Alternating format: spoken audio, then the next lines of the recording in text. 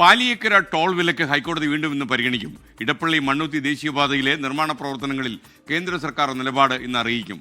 തൃശൂർ ജില്ലാ കളക്ടർ അധ്യക്ഷനായ മോണിറ്ററിംഗ് കമ്മിറ്റിയും ഇന്ന് ഹൈക്കോടതിയിൽ റിപ്പോർട്ട് കൊടുക്കും. കഴിഞ്ഞ തവണ ഈ കേസ് പരിഗണിച്ചപ്പോഴും കോടതി വലിയ വിമർശനങ്ങളാണ് ഉന്നയിച്ചത്. ടോൾ പിരിവ് അനുവദിക്കണമെന്നുള്ള ദേശീയപാത അതോറിറ്റിയുടെ ആവശ്യം നിരാകരിച്ച കോടതി പറഞ്ഞത് ആദ്യം ജനങ്ങൾക്ക് ശരിയായ രീതിയിൽ സഞ്ചരിക്കാൻ അവസരമുണ്ടാകട്ടെ, അതിനുശേഷമാകാം ടോൾ എന്നുള്ള നിലപാടാണ് എടുത്തത്.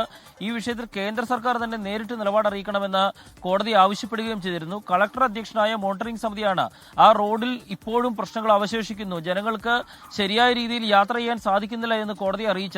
ഏതായാലും കോടതിയുടെ ശക്തമായ നിലപാടാണ് ടോൾ പിരിവ് അനുവദിക്കാത്തതും റോഡ് നന്നാക്കേണ്ട അവസ്ഥയിലേക്ക് കരാർ കമ്പനിയെയും കേന്ദ്ര സർക്കാരിനെയും ഈ വിഷയത്തിലേക്ക് എത്തിച്ചിരിക്കുന്നത്. ഇന്ന് കേന്ദ്ര സർക്കാർ കോടതിയിൽ എന്ത് ആകും അറിയിക്കുക എന്നുള്ളത് പ്രധാനപ്പെട്ട ഒരു കാര്യമാണ്. ദേശീയപാത അതോറിറ്റിയും ടോൾ പിരിവ് വീണ്ടും ആവശ്യപ്പെടുമ്പോൾ റോഡിലെ ഗതാഗതം ശരിയായോ എന്ന് കളക്ടർ നൽകുന്ന റിപ്പോർട്ടാകും കോടതി നോക്കുക. കോടതിയും ഈ വിഷയം നേരിട്ട് പരിശോധിക്കുന്നുണ്ട്.